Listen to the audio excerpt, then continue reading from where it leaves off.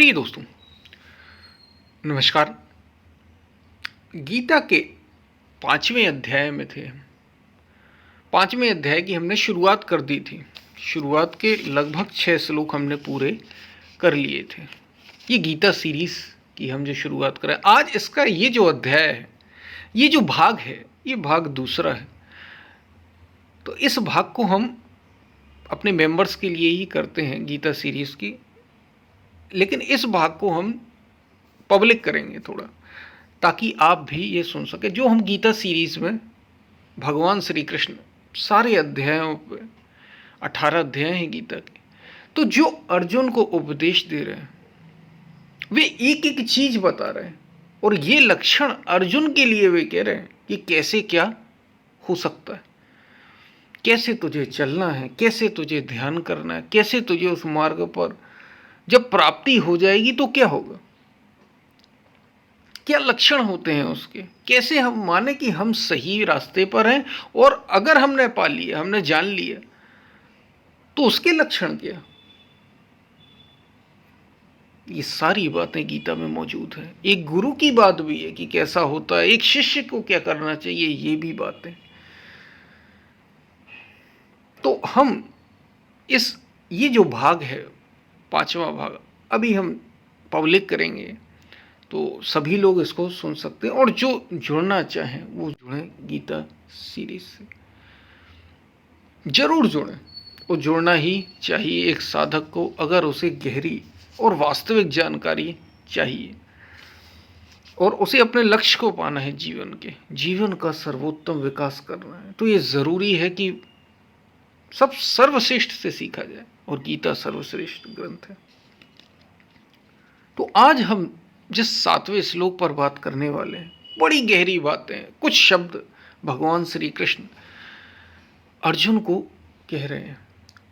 हमने योग युक्त पुरुष के लक्षण पर छोड़ दिया था कि योग युक्त पुरुष के लक्षण क्या है, यानी जो योग से युक्त हो गया, जिसका तादात्म्य हो गया सत्य के साथ, उसके लक्षण क्या होते हैं, इस पर हमने छोड़ दिए था वहां।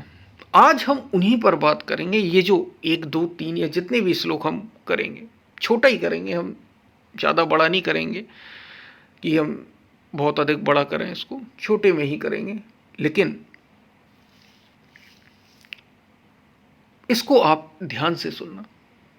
भगवान श्री कृष्ण अब योग युक्त पुरुष के लक्षण बता रहे। एक ऐसा व्यक्ति, क्योंकि व्यक्ति तो हम सभी ही हैं, जो साधन करते करते, ये हर किसी के लिए संभव है। याद रखना, कोई ईश्वर, कोई अलग से भगवान ऐसा नहीं होता कि वो अलग से पैदा होकर कुछ करने वाला है। नहीं, आप स्वयं साधन करके उससे एक हो जाएंगे। कोई चमत्कार यहां वैसा नहीं होता। योग ही चमत्कार है। उससे जुड़ जाना, सत्य से एक हो जाना ही चमत्कार है। ये खोजा गया है, सत्य की खोज हुई है, साधना की खोज हुई है, सत्संग की खोज हुई है, और उस खोज से हमने उसको जाना कि जिसको जानकर आप फिर असीमित हो जाते हैं, सीमाओं से परे हो जाते हैं। तो 7वें श्लोक में भगवान श्री कृष्ण कह रहे हैं, योग युक्तो विशुद्धात्मा विजितात्मा जितेंद्रिय सर्वभूतात्म भूतात्मा कुर्वन्नपि न लिप्यते। तो कुछ शब्द हैं जो बड़े कीमती हैं। एक उनने विशुद्ध आत्मा कहा, एक विजित आत्मा कहा, एक जितेंद्रिय कहा, एक योग युक्त कहा। तो अगर हम बात करें जितेंद्रिय की, या सबसे पहले विजित आत्मा की बात करें, विजित आत्मा शब्द भगवान श्री कृष्ण दे रहे हैं 7वें श्लोक में 5वें अध्याय के। विजित आत्मा का अर्थ है कि जिसने अपने विशेष रूप से शरीर को जीत लिया है। विजित आत्मा, विशेष रूप से जीता हुआ है शरीर जिसका। अब यहां शरीर को जीतने का क्या अर्थ है? क्या शरीर को भी जीतना होगा? हाँ, जीतना होगा। बेकार का जो आलस आ जाता है, जो शरीर से हम जुड़े रहते हैं, इसको जीतना। योग युक्त पुरुष के लक्षण बता रहे हैं वो, कि जो योग से युक्त हो जाता है ना, उसके लक्षण क्या होते हैं। तो इस पर हम पहली बात करें, विजित आत्मा, विशेष रूप से जीता हुआ है शरीर जिसका, विशेष रूप से जिसने अपने शरीर को जीत लिया, मतलब अब उसका शरीर उस पर हावी नहीं होता। जैसे बहुत से लोग होते हैं, अब सुबह उठना है, समस्या होती कैसे उठें कैसे उठें, तमाम वीडियो आपने देखे हों। ये क्या लक्षण है, शरीर तैयार नहीं, आप तो उठने को तैयार हैं, लेकिन शरीर ही आपने उस तरीके का, उस ढंग का नहीं रखा, जीता नहीं है शरीर। ये होता है शरीर जीतने का मतलब। शरीर जीतने का मतलब कोई तलवार नहीं चलाना, किसी दूसरे के शरीर को नहीं जीतना, अपने शरीर को जीतना, ये अपने वश में होना। जब आप चाहें, जैसा चाहें वैसा इसे आदेश दें और वैसा इससे काम लें, क्योंकि शरीर आपका है, शरीर हमारे अनुसार चलना चाहिए। इसकी बात भगवान श्री कृष्ण कर रहे हैं, ना कि ऐसा हो कि हम शरीर के अनुसार चलें, कि शरीर कह रहा है अरे सो जाओ भाई, तो सो गए। शरीर कह रहा कौन काम करे, पड़े रहो आराम से, तो काम ही नहीं कर पा। शरीर से ऐसे जुड़ गए, ऐसे जुड़ गए कि शरीर का मोह ही नहीं टूट रहा। ये लक्षण नहीं है। विजित आत्मा, विशेष रूप से शरीर को जीतना होगा।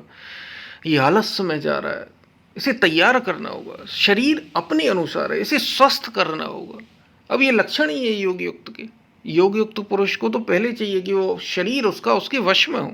ऐसा ना हो कि वो बैठे थोड़ा ध्यान में और कहीं एक जगह खुजली हो रही, कहीं दूसरी जगह पसीना आ रहा है, उस तरफ ध्यान गया, इस तरफ ध्यान गया। क्या करोगे तुम ध्यान, क्या करोगे तुम साधना, क्या करोगे तुम सत्संग। शरीर को जीतना, जैसा चाहो वैसा ये काम करे, वैसे काम ला पाओ, जहाँ चाहो वहाँ इसे अपने अनुसार ढाल सको, जितना चाहो उतना काम ले सको, क्योंकि तुम्हें पता है शरीर से काम लेना है। बहुत से लोगों की शरीर, अरे अब कौन उठाए, अब हमारी शरीर उठ ही नहीं रहा है हमारा। ऐसे शरीर को, ऐसे काम नहीं होगा। वो इतने भारी हो गए कि शरीर ही नहीं उठ पा रहा, और इतने दुबले हो गए कि शरीर से कोई काम ही नहीं, ऊर्जा ही नहीं बची।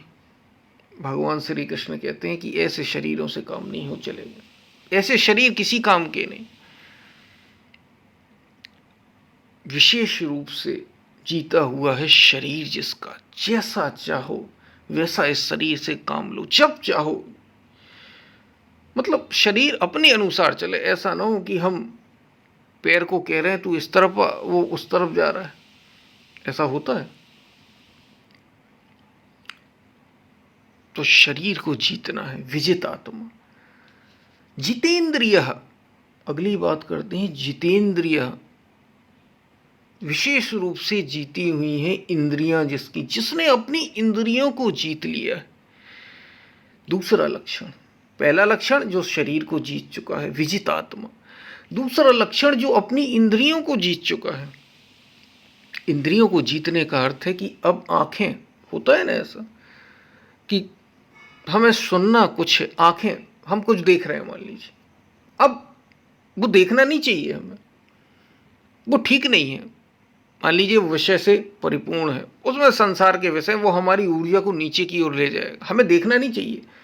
लेकिन आंखें देखे बिना रह नहीं रही, फिर आंखें वहां गई, फिर हम देख रहे हैं, फिर देख रहे हैं। ये इंद्रियां, मतलब इंद्रियां खींच रही हैं हमें, ऐसे काम नहीं चलेगा। ये योग युक्त पुरुष के लक्षण, ये तो संसारियों के लक्षण है भाई। कान, हमें शब्द सुनना है। अब कुछ ऐसी बात है जो विषय की उत्तेजना बढ़ा देगी, जो तुम्हारे अंदर निंदा जो तुम दूसरे की करते हो कि दूसरा ऐसा है, दूसरा वैसा है। किसी ने कुछ कह दिया, मान लीजिए संसार में होता ही है दुनिया में, कि किसी की बुराई चलने लगी और वो आपका दुश्मन है। अब आपको सुनना नहीं चाहिए, कहा गया कि बुरी बातें सुनने से बचो, लेकिन कान तो एकदम खड़े हो गए, अरे उसके बारे में बात चल रही है, तो इंद्रियां भागने लगी। अब तुम एकदम उस तरफ जाओगे, सुनोगे ध्यान से कि वो क्या कह रहा है। ये इंद्रियां तुम्हें ले जा रही हैं, ऐसा नहीं होना चाहिए। तुम इंद्रियों को अपने अनुसार चलाओ, न कि इंद्रियां तुम्हारे अनुसार चले। जीभ स्वाद लेना चाहती है, स्वाद लेना चाहती है। अब मान लीजिए डॉक्टर ने ही मना किया कि बहुत मीठा मत खाओ या बहुत नमकीन मत खाओ, नमक का कम से कम प्रयोग करो। लेकिन जैसे ही नमक देखा नहीं कि मीठा देखा नहीं, और जीभ एकदम लपलपा उठी, अब तो वो चाहिए ही है। फिर ना चाहते हुए भी खा लेते हैं, नुकसान करे तो भी खा लेते हैं। बहुत अधिक नहीं खाना है, कोई चीज़ मीठी है या खट्टी है या कैसी भी है, हमें भोजन को एक सीमित मात्रा में करना है। लेकिन हमारे पसंदीदा भोजन है, चाहे वो साउथ इंडियन हो चाहे वो नॉर्थ इंडियन, हमारा पसंदीदा है, कुछ भी हो हम उसे पसंद करते हैं। तो पता चला कि खाना था थोड़ा और खा गए इतना कि शाम तक के लिए भी फुर्सत ना हो। इससे बचना। ये इंद्रियां अपने अनुसार हमें चला रही हैं। ऐसे ही स्पर्श का सुख, त्वचा स्पर्श करती है तो क्या स्पर्श करने लायक, क्या नहीं करने लायक, इसका जरा ध्यान रखना, इसका जरा ध्यान रखना होशपूर्वक। नासिका गंध ले रही है तो क्या सूंघना। मान लीजिए कोई बुरी बदबू आ गई, दुर्गंध आने लगी अचानक से, अब आप एकदम पागल हो गए, अरे ऐसी दुर्गंध कैसे आ गई, आनी ही नहीं चाहिए। आपने गालियां शुरू कर, लोग गालियां देने लगते हैं दुर्गंध देखते ही। सुगंध मतलब आप में इतनी भी क्षमता नहीं कि आप उससे अपने को अलग रख सकें। और सुगंध आ गई तो एकदम पागल हो गए, पीछे पीछे भागने लग गए। वो होते ना आजकल, वो आता है स्प्रे और कई प्रकार की चीज़ें, पीछे ही भागने लगते हैं लोग। ये लक्षण नहीं, ये तो इंद्रियां तुम्हें चला रही हैं। भगवान श्री कृष्ण कह रहे हैं जितेंद्रिया, जीती हुई हैं इंद्रियां जिसकी। योग युक्त पुरुष का पहला लक्षण शरीर जीता जिसने, दूसरा लक्षण इंद्रियां जीती जिसने, विजितात्मा जितेंद्रिया। और विशुद्ध आत्मा, एक शब्द और आया। अब विशुद्ध आत्मा क्या, कि आत्मा को शुद्ध करना है। विशुद्ध आत्मा का मतलब है विशेष रूप से शुद्ध है अंतःकरण जिसका। अंतःकरण, अंतःकरण तो है आप, और है क्या। अंतःकरण में चतुष्टि अंतःकरण कहा गया, यानी 4 अंग कहे गए। अंतःकरण के 4 भाग, मन, बुद्धि, चित्त और अहंकार। लहरें उठ रही हैं, इसको मन कह दिया। एक से एक विचार संकल्प उठ रहे हैं लगातार, ये मन का काम है, उठते ही जा रहे हैं। और पूरी याददाश्तों का ढेर जो आपने अब से पता नहीं कब से और अब तक किया है, सब कुछ जिसमें भंडार संचित है, उसे चित्त कहा। बुद्धि वो जो निर्णय ले रही है।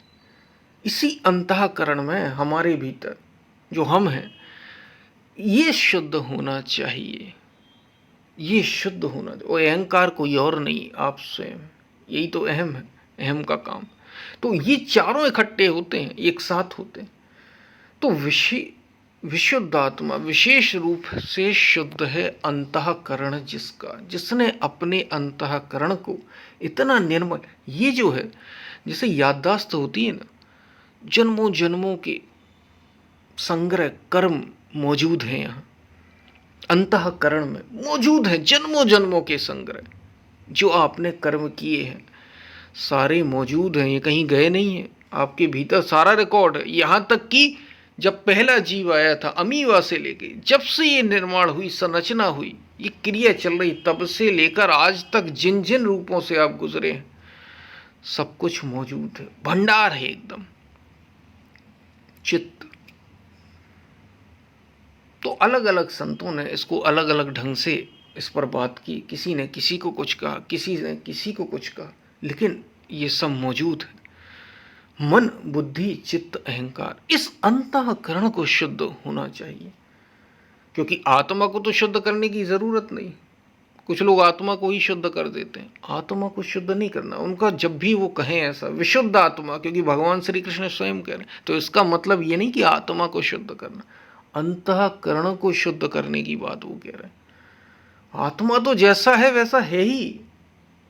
अगर तुमने ये अंतःकरण बड़ी कीमती बात, क्योंकि इसी से सब कुछ है। सारी याददाश्त यहाँ मौजूद है।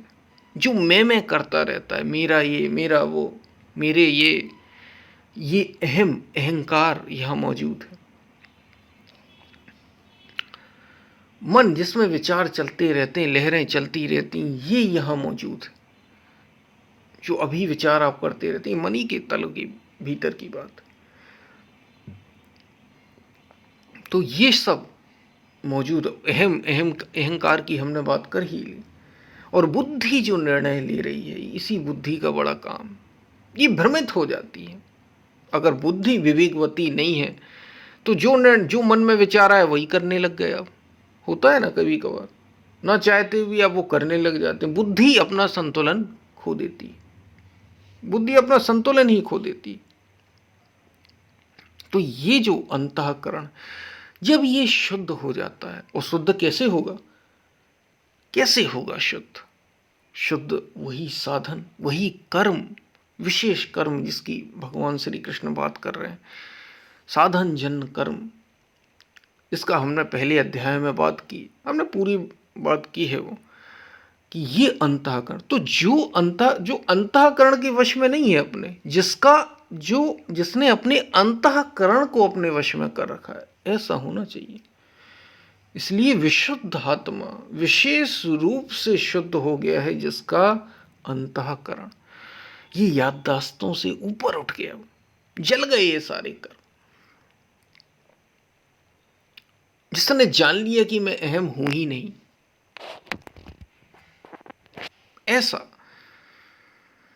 ऐसे अंतःकरण वाला, क्योंकि आत्मा तो जैसी है वो है ही। अंतःकरण की वजह से ही हमें ये सब दिखाई दे रहा है। वो कहते हैं ना, पर्दा आत्मा विश्व अशुद्ध नहीं है, आत्मा तो शुद्ध ही है, जो तो जस का तस है। पर्दा पड़ा है, ये अंतःकरण में ही पड़ा है। ये अंतःकरण ही पर्दा है। अगर ये शुद्ध हो जाएगा तो सारा प्रकाश आएगा। जैसे होता ना, आकाश में अगर सूर्य मौजूद है, फिर भी सूर्य की रोशनी हमें नहीं आ रही। कब नहीं आती? जब बादल आ जाते हैं। तो क्या सूर्य की रोशनी चली गई? क्या सूर्य कुछ गंदा हो गया? सूर्य तो जैसा है वैसे ही है, उसमें तो जरा भी कुछ परिवर्तन नहीं हुआ। परिवर्तन किसमें हुआ? ढक दिया सामने से कुछ चीजों ने आके।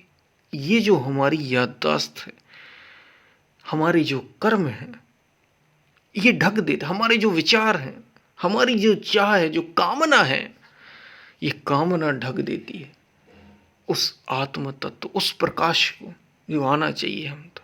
इसलिए कहा इसको विशेष रूप से शुद्ध करो, कामना से परे। तो जो ऐसा है, ये योग युक्त पुरुष के लक्षण बता दे। अगर आपके अंदर हैं तो आप योग से युक्त हैं, जरा जांच कर लेना। और नहीं है तो ये सब आपको करना है, इतना करना है आपको। क्या? विजितात्मा, विशेष रूप से जीता हुआ है शरीर जिसका। अब शरीर का इसका मतलब ये नहीं कि आप मसल्स बनाने लगे।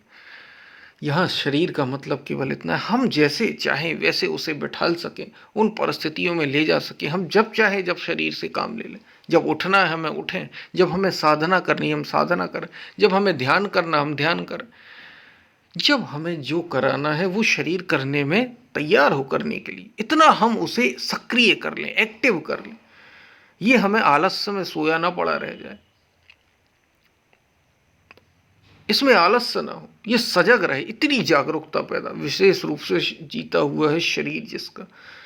ऐसे ही जितेंद्रिया, विशेष रूप से जीती हुई हैं इंद्रियां जिसकी। ये इंद्रियां, आंखें चाहे जो न देखने लग जाएं, कान चाहे जो न सुनने लग जाएं, वाणी, जीव चाहे जो ना हो जबरदस्ती शरीर को ठूसने लग जाए, खाने लग जाए, जो चाहे, जो शरीर को शुद्ध करे, जो शरीर को स्वच्छ रखे, तरोताजा रखे, ऐसे भोजन को करना, ऐसे दृश्य देखना जो हमें निर्मल करें, जो हमारे मन को शुद्ध, हमारे मन की जागरूकता बनाए रखें। ऐसे शब्द सुनना कानों से जो योग से युक्त हो।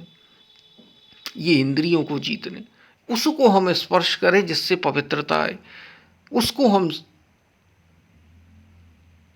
सूंघें नाक से, जिससे निर्मल विचार हों हमारे। और अगर इनके विपरीत भी आ गया तो फिर हम क्या करेंगे, उससे सहज अलग हो जाएंगे, क्योंकि विपरीत ही तो आएगा। आंखें उल्टा दृश्य देख सकती, कान उल्टे शब्द सुन सकते। तो जब उल्टे सुनेंगे, उल्टे का मतलब जो संसार की ओर ले जा रहा है आपको, सीधी सी बात, जो आपकी ऊर्जा को नीचे की ओर, जो संसार की ओर, घोर संसार में आपको लगा रहा है, इससे अलग हो जाए, उस दृश्य को अपने अपने अनुसार ढाल लें। तो ये जीती हुई इंद्रियां हो गई, ये जीती हुई इंद्रियों के लक्षण है। इसके बाद हमने कहा विशुद्ध आत्मा, जिसने अंतःकरण को भी जीत लिया।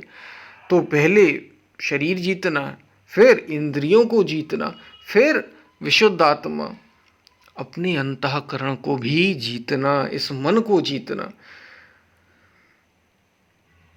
ऐसा पुरुष जो हो जाएगा, अब बता रहे हैं भाई, जिनने जो नहीं किया, करना क्या है शायद आपको समझ में आ गया। और योग युक्त पुरुष के लक्षण यही है, यही आपको करना है। अगर आप कर रहे हैं तो आप सही मार्ग पर हैं। यही संयम कहलाता है, यही संयम है, शरीर का, इंद्रियों का, मन का या अंतःकरण का। अंतःकरण की बात करेंगे तो उसमें मन, बुद्धि, चित्त, अहंकार सब आ गया। और ऐसा पुरुष, भगवान श्री कृष्ण आगे कह रहे हैं, सर्वभूतात्म भूतात्मा, संपूर्ण भूत प्राणियों के आत्मा की मूल उद्गम परमात्मा से एक ही भाव हुआ, योग से युक्त, कुर्वन्नपि न लिप्यते, योग से युक्त है, वो कर्म करता हुआ भी उससे लिप्त नहीं होता। कुर्वन्नपि न लिप्यते, वो जो भी कर रहा है जीवन में, वो कुछ जो भी कर रहा है, वो फिर अगर ऐसा हो गया वो, तो फिर वो जो भी जीवन में करेगा वो लिप्त उनसे होगा ही नहीं, वो लिप्त नहीं होगा, निर्लेप रहेगा वो सदा, वो लिप्त नहीं होगा। सर्वभूतात्म भूतात्मा, संपूर्ण प्राणियों की, संपूर्ण प्राणियों में जो जीवन है, जो जीव है, उसका जो मूल उद्गम है, जिसको हमने सत्य कहा, जिसको हमने परमात्मा कहा। अब आत्मा शब्द भी इतना हमने छोटा कर दिया कि आत्मा को भी हमें ये कहना पड़ता है कि इसकी आत्मा अलग है, उसकी आत्मा अलग है। अरे आत्मा एक ही है भाई,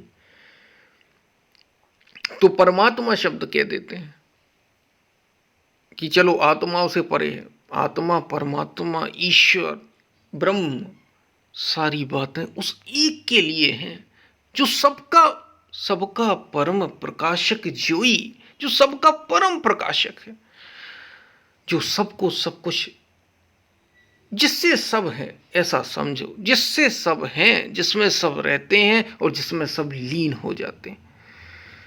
वह कर्म करता हुआ भी जो ऐसे को, ऐसा जो है, जो इन स्थितियों वाला है, उसने संपूर्ण प्राणियों का जो मूल उद्गम है उसको जान लिया है, उससे एक ही भाव हो गया। जब आप ऐसे हो जाएंगे तो फिर वो ब्रह्म निर्दोष और समस्थिति वाला, आप भी निर्दोष और समस्थिति वाले हो गए, तो उससे एक हो जाएंगे। तदाकार की स्थिति आ गई, उससे एक हो गए हम।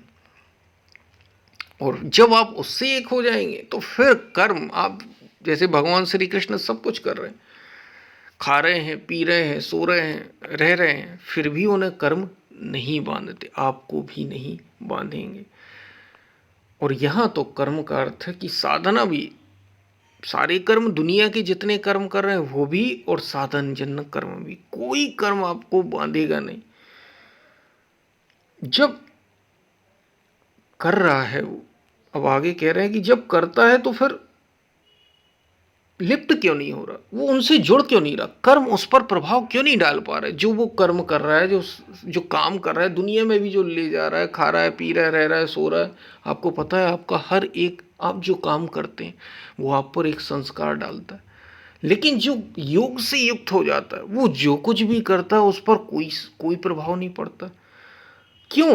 क्योंकि जो संपूर्ण प्राणियों का मूल उद्गम है, जिसका नाम परम तत्व है, उस तत्व में वो स्थित हो गया। और कैसे स्थित हुआ? वही विजितात्मा, जितेंद्रिय, विशुद्धात्मा, ये लक्षण बता दिए। ये जब करके आया तब उसमें स्थित हुआ। आगे कोई ऐसा है ही नहीं जिसकी उसे खोज करनी हो। खोज पूरी हुई उसकी, सत्य में ही जो स्थित हो गया। अब जो पीछे की चीजें थी वो तो छोटी पड़ गई, इसलिए आसक्ति करेगा भी किससे? अटैचमेंट फिर किससे होगी उसकी? किसी से है ही नहीं। परम को स्पर्श कर लिया, इसलिए वह कर्मों से आवृत नहीं होता। ये योग युक्त की, जो योग से युक्त है उसकी पराकाष्ठा का चित्रण है। पराकाष्ठा, इससे ऊंचा और कुछ भी नहीं। यही यही वो रहस्य था जिसे हमें खोजना था। यही सत्य की खोज थी, ये पूरी हुई। अगर ये आपके पास है तो आप पूरे हैं। जिसको संत कबीर कह रहे हैं, हीरा पाया धर गटे आया, बार बार बाको क्यों खोले, मन मस्त हुआ फिर क्या बोले। फिर क्या बोलेगा मन? अभी लोग मन से परेशान, मन से ही तो परेशान है। जब मस्ती हो जाए, इसको जानकर फिर मन मस्त हो जाता, उसमें स्थित होकर उस परम तत्व में मन मस्त हो जाता, फिर कुछ नहीं बोलता। ये बकबक शांत हो जाती है, मौन हो जाती है। और फिर से वो बता रहे हैं कि वो लिप्त क्यों नहीं होता, कि सब कुछ कर रहा है फिर भी लिप्त नहीं होता। आगे कुछ लक्षण और बता रहे हैं 8वें श्लोक और 9वें श्लोक में भगवान श्री कृष्ण। नैव किंचित करोमिति, किंचित मात्र भी कोई कर्म नहीं करता, कि युक्तो मन्येत तत्वविद, जो तत्व में स्थित है। पश्यन श्रवण स्पृशन घृण सन गच्छन स्वपस्वनन। और अगला श्लोक इसी में कह रहे, प्रलपन विन सृजन ग्रहण नुन मिशन्नपि इंद्रियाणि इंद्रियार्थेषु वर्तन्ते इति धारयन। 8वां और 9वां श्लोक। मतलब तत्वदर्शी, यानी जो उस परम तत्व को जिसने एक हो गया, जिसने आज सेल्फ रियलाइजेशन, अनुभूति कर ली, ऐसा योग युक्त पुरुष की ये मन स्थिति है। यानी उसकी खुद की, जो योग से युक्त हो गया ना, उसकी ये अनुभूति होती है कि किंचित मात्र में भी मैं कुछ नहीं करता। नैव किंचित करोमिति, मैं कुछ भी नहीं करता, एकदम निष्क्रिय। सब करता धरता होते हुए भी मैं कुछ नहीं करता। ऐसे ही कहा जाता ना, बिनु पग चले सुने बिनु काना, कर बिनु कर्म करे विधि नाना। आनन रहित सकल रस भोगी, जिसका मुख नहीं है और बोल रहा है, हजारों मुख से बोल रहा है। जिसके हाथ नहीं है और सारे कर्म वो कर रहा है, और फिर भी निर्लेप है, फिर भी उसे कुछ स्पर्श नहीं करते। ये उसके लक्षण होते हैं उस ब्रह्म के। और जो उसमें स्थित हो गया वो भी वैसा ही हो जाता है। वो करता धरते, सब कुछ करते धरते हुए भी कुछ भी नहीं करता। तत्वदर्शी जो है, नैव किंचित करो में भी, उसकी ये मन की स्थिति, उसे ये मन में अनुभूति हो जाती है कि मैं किंचित मात्र भी कुछ नहीं करता हूँ, क्योंकि उसने उसको जान लिया, उस परम तत्व को। ये उसकी कल्पना नहीं है। एक तो होती है हम कल्पना कर लें कि हाँ मैं कुछ करते ही नहीं, डरता ही नहीं, ये भी बहुत सी कल्पनाएं होती हैं लोगों की, लेकिन ऐसा नहीं। उसने ये जो स्थिति पाई ना, साधना करके ही पाई, सत्य को जानकर पाई, तब वो उसमें स्थित हो गया। पहले ही से नहीं हो गया कुछ भी। कुछ लोग ऐसा करने लगते हैं, मैं तो शुद्ध हूँ, मुझे करने की जरूरत क्या, ऐसा है वैसा है। नहीं भाई, कल्पना नहीं है उसकी, ये स्थिति उसने कर्म करके पाई है। क्या स्थिति? कि वो कुछ भी करता ही नहीं, निर्लेप है, अकर्ता है, वो करता है ही नहीं। और अब प्राप्ति के पश्चात, फिर जब प्राप्त हो ही गया, युक्तो मन्येत, यथा युक्तो मन्येत, जब उसने उस सत्य में स्थित हो गया, वो सत्य की प्राप्ति हो गई, जिसकी खोज थी वो खोज पूरी हो गई, तो उसके बाद फिर क्या होगा? तो कहा पश्यन श्रवण स्पृशन ग्रहण श्रृंगस्थ, मतलब वो देखता हुआ, सुनता हुआ, स्पर्श करता हुआ, सूंघता हुआ, भोजन करता हुआ, गमन करता हुआ, सोता हुआ, श्वास लेता हुआ, त्याग करता हुआ, ग्रहण करता हुआ, सृजन ग्रहण नु मिशन्नपि, ग्रहण करता, आंखों को खोलता और बीजता भी, प्रल प्रलप विसर्जन, मतलब आंखों को खोलता और मींजता हुआ भी इंद्रियां अपने अर्थों में बरत रही हैं, ऐसी धारणा वाला हो जाता। इंद्रियाणि इंद्रियार्थेषु वर्तन्ते इति धारयन्, उसकी ये धारणा पक्की हो जाती, मतलब उसे कहीं से लानी नहीं पड़ती।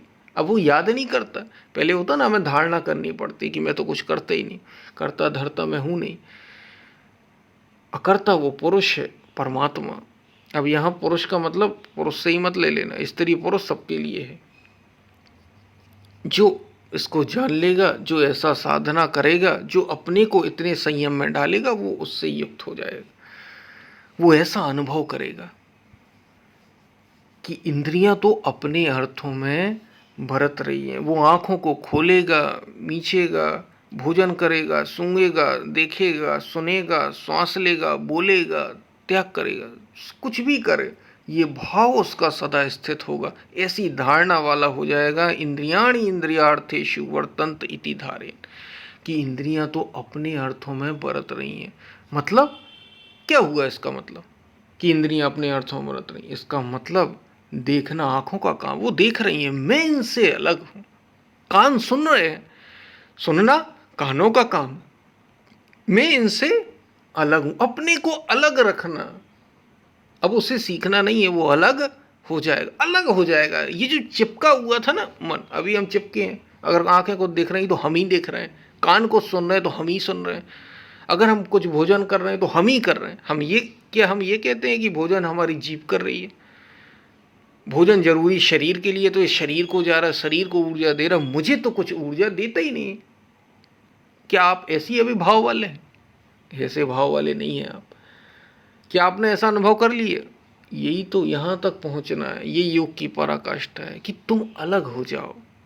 आंखें दृश्य देख रही हैं, ठीक है, कान शब्द सुन रहे हैं, ठीक है,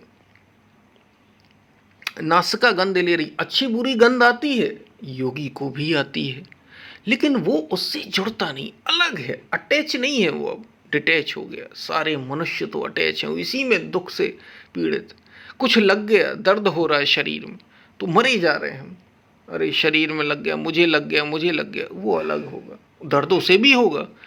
योगी को भी दर्द होता है, ज्ञानी को भी दर्द होता है, कृष्ण को भी दर्द हुआ बाण लगने का, दुख कष्ट कष्ट हुए उसे, लेकिन वो उनसे जुड़ा नहीं है, वो डिटैच है, उसे पता है ये शरीर का हुआ, उसका कुछ भी नहीं बनता और बिगड़ता, निर्लेप हो गया वो। ये लक्षण है, ये विशेषता है, यहाँ तक पहुँचना है। जब ऐसा हो जाता फिर तो मस्ती ही मस्ती है, फिर कहना ही क्या, ये सहज हो जाएगा उसके लिए, क्योंकि जो परम तत्व है उससे तो बढ़कर कुछ है ही नहीं, और उसमें वो स्थित हो गया। तो कोई सुख की कामना, हम सुख के लिए तो रात दिन कर रहे हैं, सुख के लिए तो आप सब कुछ कर रहे हैं। गो गोचर जहां लग मन जाई, सो सब माया जाने हुआई। कहा तो ऐसा जाता है कि सब कुछ माया है संसार में, लेकिन हम रात दिन संसार में ही लगे हैं। क्यों लगे हैं? कामना हमारी पूर्ति, हमें गाड़ी लेना है, हमें मकान बनाना है, हमें दुकान बनानी है, हमें और पैसा कमाना, हम ये क्यों भाग दौड़ कर रहे हैं? सुख की कामना के लिए, हमें सुख मिल जाए। तो जो परम सुख है और मिलता नहीं, हम दुखी हो ही जाते हैं। संसार में आप कितना ही अपना बनाए, फिर दुख आएंगे, फिर सुख होंगे। इसलिए गीता में पहले ही कह दिया हमने, जो पहले अध्याय में पढ़ा था, सुख दुखे समीकृत्वा लाभा लाभौ जया जय। तो जो सुख है इसकी कामना ही शांत हो जाएगी। और क्यों कामना शांत हो जाएगी? क्योंकि जो परम सुख था उसमें वो स्थित हो गया, इसलिए अब कोई और सुख चाहिए ही नहीं, उसे आनंद मिल रहा है भीतर। इससे बड़ा आनंद क्या होगा कि अब कुछ तुमसे अटैच ही नहीं होता, तुम अलग और ये सब अलग। ऐसा हो जाएगा जैसे रामकृष्ण परमहंस उदाहरण देते हैं, ऐसे नारियल सूखा होता है, अलग से गोला बचता है उसका, आप उसे बजाओ, और बाहर की खोल एकदम अलग रहती है, और अंदर गोला आराम से बचता रहता है। वो अलग होता है और ये सब अलग होता है। तो आपकी इंद्रियां, आपका मन, आपकी बुद्धि, आपका ये शरीर अलग हो जाएगा और आप इन सब से अलग हो जाएंगे। बस फिर ये परेशान नहीं कर पाएंगे। अभी हम इन्हीं से तो परेशान हैं, क्योंकि आप अलग हैं और ये सब अलग। तो सुख की कामना भी नहीं रह जाएगी। जब सुख की कामना ही नहीं रह गई तो फिर किसका दर्शन और स्पर्श करेगा। यदि कोई आगे भी इससे श्रेष्ठ होता तो फिर आप ऐसा करते, स्वयं को जान लिया। यही स्वयं को जानना है। तो फिर किसी चीज की आसक्ति भी नहीं रहेगी कि हमें कुछ और मिल जाए। डिजायर खत्म। अब काहे की डिजायर, क्योंकि जो वास्तविक डिजायर थी आपकी, जो रियल थी, वो तो पूरी हो गई। इसलिए वो अब किसका त्याग करेगा और आगे कहाँ जाएगा। योग से युक्त हो गया। इसलिए योग युक्त पुरुष जो होता फिर वो किसी चीज में लिप्त नहीं। ये कारण है कि वो लिप्त नहीं होता। इंद्रियां लिप्त क्यों हो रही थी, हमें कुछ सुख चाहिए था, सुख के पीछे भाग रही थी। अब जब योग से युक्त हो गए तो सुख चाहिए नहीं, क्योंकि हम सत्य में स्थित हो गए। हमें सुख वहां से मिल रहा, आनंद हमें वहां से मिल रहा, परम सुख मिल रहा। और एक उदाहरण के माध्यम से ये स्पष्ट भगवान श्री कृष्ण कर देते, फिर हम बंद करेंगे, ज़्यादा लंबा नहीं। जो 10वां श्लोक है उसमें भगवान श्री कृष्ण उदाहरण दे रहे हैं। बड़ा सरल सा उदाहरण है, आपने सुन रखा होगा। ब्रह्मन् ध्याय कर्माणि संग त्यक्त्वा करोति यह लिप्यते न स पापेन पद्म पत्रमि भावसः। कमल कीचड़ में होता है। कमल किस में होता है? कीचड़ में ही होता है। उसका पत्ता अगर आप देखें कभी कमल, तो उसका पत्ता पानी के ऊपर तैरता है। रात दिन लहरें आती हैं और रात दिन लहरें आती हैं, फिर आई हवा के माध्यम से, यहाँ से वहाँ लहरें आई और उसके ऊपर से गुजरती रहती, उस पत्ते के ऊपर से। किंतु अगर आप पत्ते को देखेंगे तो एकदम सूखा मिलेगा। जल की एक बूंद भी उस पर टिकती नहीं, एक बूंद भी नहीं टिक पाती। कीचड़ और जल में रहता है। वो कहाँ रहता है? कीचड़ में रहता है। कहाँ रहता है? जल में रहता है। कीचड़ और जल में रहते हुए भी वो उनसे लिप्त नहीं होता। ठीक इसी प्रकार ये उदाहरण हो गया, कमल का उदाहरण दिया, कमल की पत्ती का उदाहरण दिया कि वो कैसा हो। अब देखिए, कमल तो पूरा कीचड़ और जल में होता है, लेकिन उसकी पत्ती फिर भी स्पर्श तक नहीं होता। अगर आप पत्ती को देखेंगे तो सूखी की सूखी मिलेगी, सूखी की सूखी एकदम। ठीक इसी प्रकार जो पुरुष सब कर्मों को उस सत्य में विलीन कर दिया जिसने, क्योंकि उसको जान लिया, उसमें विलीन हो गया, साक्षात्कार के साथ ही, आत्म साक्षात्कार के साथ ही इन कर्मों का, सारे जितने भी कर्म थे, इन सब का विलय होता। ये विलीन हो जाते, उसमें लीन हो जाते। इससे पहले तो ये लीन नहीं होने वाले। उसको जानकर ही ये सब लीन होते हैं। तो जो उसको जानकर, उस जिसके सारे कर्म लीन हो गए, आसक्ति को त्याग करके, संग त्यक्ता करोति ब्रह्मध्याय कर्माणि संग त्यक्ता करोति, जिसने आसक्ति को त्याग दी। आसक्ति मतलब सुख की कामना कि कुछ और मिले, कुछ। अब जब कुछ है ही नहीं, जो परम मिल गया, इसके आगे अब कुछ भी नहीं, तो सारी खोज पूरी। आसक्ति त्याग कर वो कर्म करता है, वह भी इसी प्रकार लिप्त नहीं होता, इसी प्रकार लिप्त नहीं होता। जैसे उसके कर्म, तो कर्म करता है, त्याग करके आसक्ति को त्याग दिया और सारे कर्मों को, चूंकि परम में विलीन हो गए, तो वे सब भी चले गए। तो कर्म तो वो करता है, दिखाई देता है। साधना, कर्म का मतलब वही विशुद्ध साधना समझें आप, क्योंकि हमने गीता में साधना को ही कर्म का, सत्संग को, योग को, यज्ञ को, और सारे उसके अलावा भी वो कर्म करता है, जो भी वो करते हुए भी इससे लिप्त नहीं होता। अब उस पर कोई अच्छे और बुरे कर्म जैसा नहीं हो जाता। अब हम यहाँ साधारण कर्मों की बात कर रहे हैं, तो जो वो कर्म करेगा कोई प्रभाव नहीं डालेंगे उस पर। ऐसा हो जाएगा जैसे कमल का पत्ता, पानी टिकेगा ही नहीं। अब वो अच्छे बुरे सब थपेड़े आते रहेंगे। लहरें आने का मतलब क्या? रात दिन लहरें आएंगी। क्या ज्ञान, जो योगी होता है, ज्ञानी होता है, क्या भगवान श्री कृष्ण के सामने समस्याएं नहीं आई, सुख नहीं आए, दुख नहीं आए, लाभ नहीं हुआ, हानि नहीं हुई? क्या ये सब नहीं हुआ? हार जीत नहीं हुई, ये सब होता रहेगा, लेकिन वो तो निर्लेप का निर्लेप, उस पर जरा भी गंदगी नहीं, एकदम विशुद्ध रहेगा, विशुद्ध का विशुद्ध। ये लक्षण, ये उदाहरण योग युक्त पुरुष के। अभी हम इतना ही रहने देते हैं। हमने 4 श्लोकों की 7, 8, 9 और 10 श्लोकों की बात की। योग युक्त पुरुष के लक्षण क्या है इस पर हमने बात की, और साथ ही ये भी बात कर ली। चलो हमने यहाँ तो ये लक्षण की कि जो योग से युक्त हो गया उसके लक्षण कैसे होते।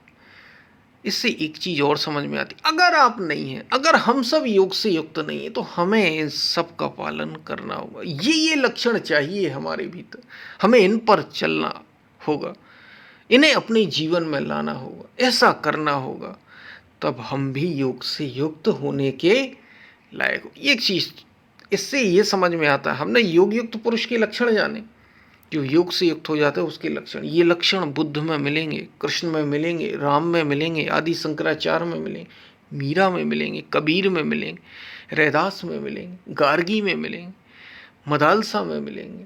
जितने भी योग से युक्त हुए सब में, तत्वदर्शियों में यही लक्षण पाए जाते हैं, ये लक्षण पाए जाते हैं, ये उसकी पहचान। और अगर आप पालेंगे आप भी ऐसे ही हो जाएंगे। मतलब ऐसा कुछ नहीं कि आप नहीं कर सकते, अरे हमें करना है, हमें वहां तक पहुंचना है जहां तक श्री कृष्ण स्वयं अर्जुन से कह रहे हैं कि जिस स्थिति वाला मैं हूं तू भी अर्जुन उसी स्थिति वाला हो जाएगा यदि तू मेरे बताए हुए मार्ग के अनुसार चलेगा।